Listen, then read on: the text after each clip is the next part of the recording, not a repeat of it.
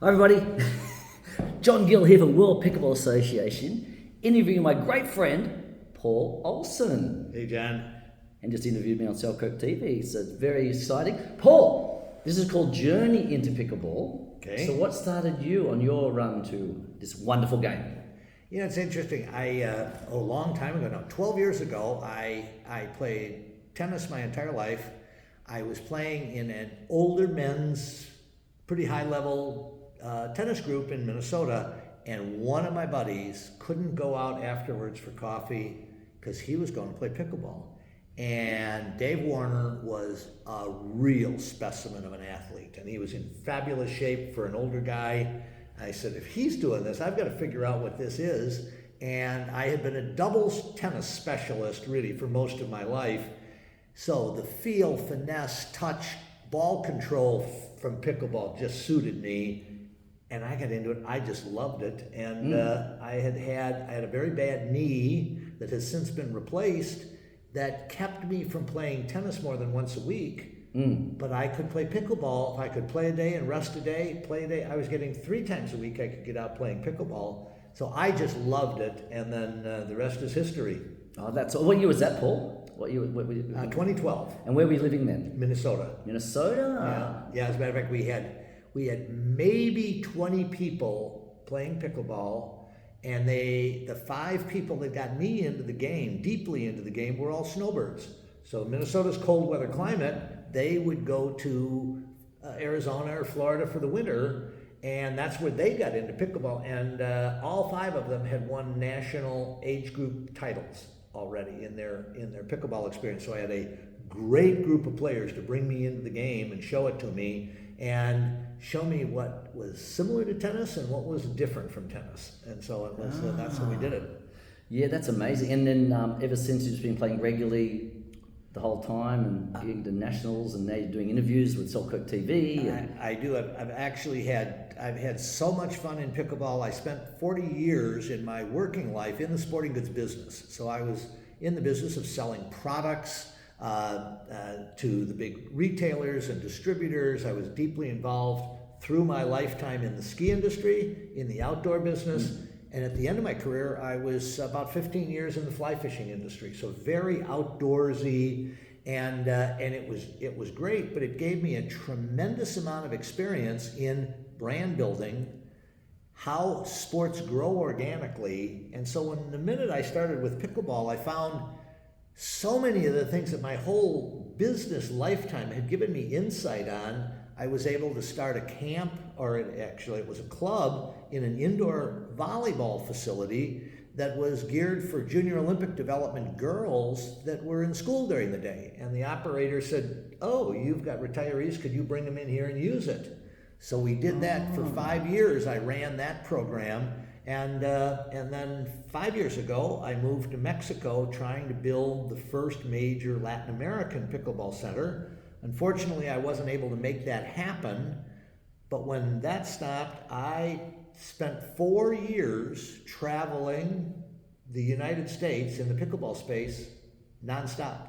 I didn't own a home. That's right. I remember I met you. You had to carry your RV, right? I traveled, and my objective as an older single man, my children were all grown and taking care of themselves, was where can I go to find the best pickleball, regardless where it is in the United States.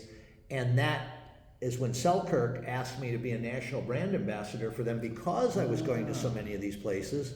And then a year ago in New York City at the first Flushing Meadows tournament, they approached me and said, you get a chance to meet all of these movers and shakers. Would you consider doing an interview show for us for Selkirk TV? I didn't know anything about it, how to do it. They said, don't worry, we're going to give you all the equipment. We're going to have our engineers show you how to set up your studio. And the studio that you'll see John Gill interviewed on my show, The Future of Pickleball, is a portable studio that's meant to look very non-portable. Yeah. But you wouldn't know it if I didn't tell you, but it's been a great experience. And that is, my podcast is called The Future of Pickleball, and it's on the free Selkirk app TV. But I'll tell you, if you're in pickleball, download the Selkirk app TV. It doesn't cost you anything. It's got 14 of the best podcasts in the country. It broadcasts live a lot of the PPA events. It's pretty much without question the premier podcast or app in pickleball. Selkirk TV is awesome. I recommend everyone to go to that because all the great coaches are there too. And we've got Wes Gabrielson and Steve Ferranto, Tyson and Kyle Mack, Kyle McKenzie. They're awesome. Yeah. Oh no, it's just the instruction stuff's fantastic. Yeah. So and so then that's how I met John. We were at tournaments together, and the next thing you know, we become friends. And I love what he's doing in a lot of his interests. And I'm a guy that's about how do we grow this sport? How do we introduce it to more people? So when I met a guy like John Gill, we were homies, right? Homies, yeah. Hey, mate, on your mate. Well, it's interesting because when I met you, you were doing RV, right? So now there's a company, Coromar Events, putting on a big RV convention. It's called RV Lifestyle, and it's connecting pickleballers to RVs and RVs to pickleballers. Right. So that's on the last weekend of September in Las Vegas, the weekend before the PPA in Las Vegas. So they've asked me to put on a tournament. At this stage, probably I'll do a normal tournament a few weeks before Las Vegas Championships, a couple weeks before. Yeah. But this one's a mixed doubles tournament with prizes and different sponsors coming in on that event, and we're hoping to get the pros to come in. Sure. It's also going to be help some fundraising for my Safe Foundation for the prevention of violence and homelessness to then build a health and sport resort for the homeless and vulnerable as well in the long term, right? So, it's what they're doing is they're trying to save the RV people to take up pickleball. Like put your paddles and your nets in, or just go meet people when you're traveling, and people retire and go and they're saying to the pickleballers, why don't you get an RV and travel the country and do tournaments and meet people? There's actually, John, I should connect you with a magazine called In Pickleball, and I had met their publishing team, and it's In Pickleball magazine is an insanely well done publication. It's good. But they did an article a couple months ago about RVing and how many people are using their RVs, and they're beginning to find out where the RV groups go that have pickleball, and they would love to cover what you're talking about doing in Las Vegas, but they've had some experience with that, so In Pickleball is something that could be very because it's coming up the end of September, and we've got the information on it.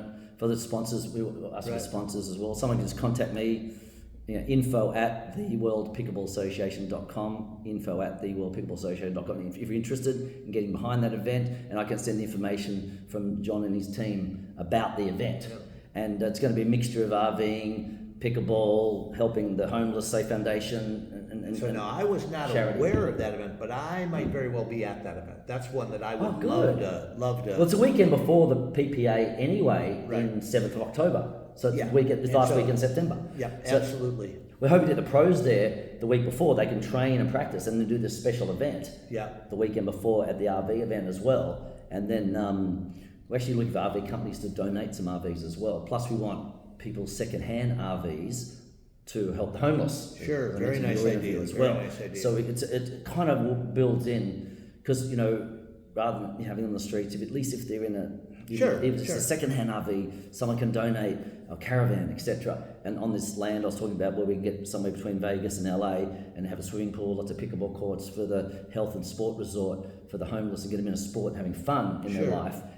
I think that's a better rehabilitation than sitting there and doing nothing all day, and then you get bored, and when people get bored, they get in trouble.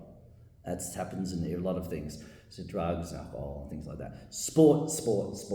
I know I'm in a martial arts, tennis and pickleball. I'm not saying I do it, but pickleball particularly is just so accessible and inexpensive for everybody. Certainly. It's amazing, and grandma plays with grandkids and uncles, and it's just amazing. At any age, it's so inclusive, and it's so good for your mental and physical health. I think that, and I like it being called pickleball. I call it a fun game with a funny name. Other people say, oh, well, it should have been called a more serious name. I said, no, actually, then you wouldn't have Ernie's and all this kind of stuff. I just think I think it makes it more fun by having a name like pickleball, rather than a serious name like paddle tennis or something. Yeah. That was already taken in those days anyway. So I actually like the idea of it being called that, and I know the Olympic Committee will take, when they realise how many people are playing this game, and there's a lot to choose from the college tennis to going into pickleball around the world, then they could have a very good Olympic Games by hopefully, LA 228 or Australia, Brisbane, Australia, my country, of course, 2032.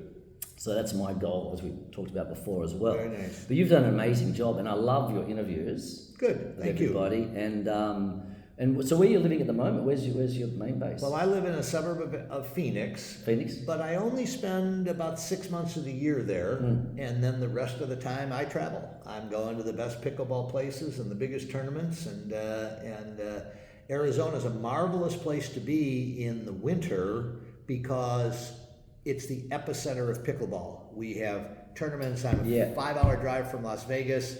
I'm a 6-hour drive from Los Angeles. I'm a 4-hour drive from San Diego. I'm at tournaments, watching pros, watching major amateur tournaments all over the southwestern United States is where we have the climate in the winter for pickleball.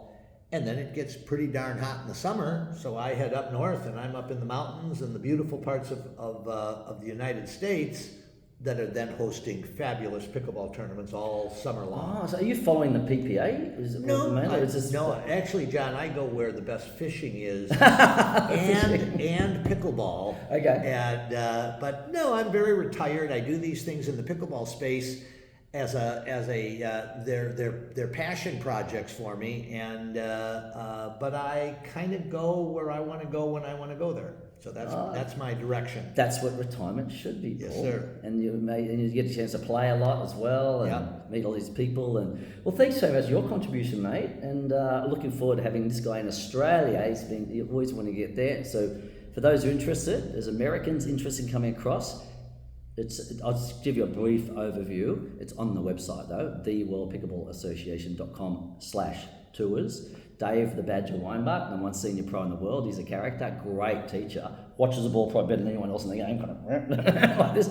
Great guy. So even I doing clinics together throughout Australia, so you'll meet the Australians there as well. And we're saying to people, not just America, around the world, December 28. You can vary it to your suit. If you can't quite come the whole thing, you can still come bits and pieces, but technically it's December 28 to January 20. We start in Sydney, and we go, the best thing to do is probably go Hawaiian Airlines, because Americans always complain about the long trip to Australia, which is 13 hours straight. I just call that 7 movies, 6-7 movies. But no worries, a bit of a stretch. But if you want to worry about the flight, don't want to do the long flight, we go Hawaiian Airlines, Paul. Yeah. So we go 5 hours LA to Honolulu. If you want to you're going to have that 5-hour break and stretch, or you can stay overnight and get the plane the next day, stretch to Sydney, Australia, and be in time for New Year's Eve, 31st of January, the best New Year's Eve fireworks in the world from the Sydney Harbour Bridge. I am looking very forward to that. Right? Then, so about 5 days of Sydney, then up to Queensland, that's further north, and that's Gold Coast, Brisbane. Mm-hmm. Mike Newell's up there, he's a Jupiter ambassador. He actually played against the Johns brothers in the US Open a few years ago. He's up there, so we'll catch up with him and play up there with all the guys there. Then we have a chill out up at the Great Barrier Reef. A bit of snorkeling, fishing. There you go. Yeah. Not there. One's in the Great Barrier Reef though. The other one. Leave them in there. And then we back down to Melbourne for the Australian Open tennis for 5 days. Just day passes. If you want to do some extra nights, that's fine as well. If Nadal's playing or something, you want to particularly see him, that's fine. And we're pickleball clinics every second or third day in pickleball. Very fun. It's going to be insane. It's going to be all escorted by myself, my wife Victoria, and of course Dave Weinbach and Paul Olson. You guys come to this. I think we're going to have a bloody gas. And the next American that tells me those animals might attack them, no, your guns are much more dangerous here in America than our animals in Australia. And secondly, they're out in the outback. And you have the world self-defense champion to defend yourself against the animals, all right? There you go. So I'll be a bodyguard for the whole trip. Take care, guys. Thanks, Paul. You're a legend, mate. Thank you so much. My pleasure. Take care, everybody. See you on the court. Bye for now.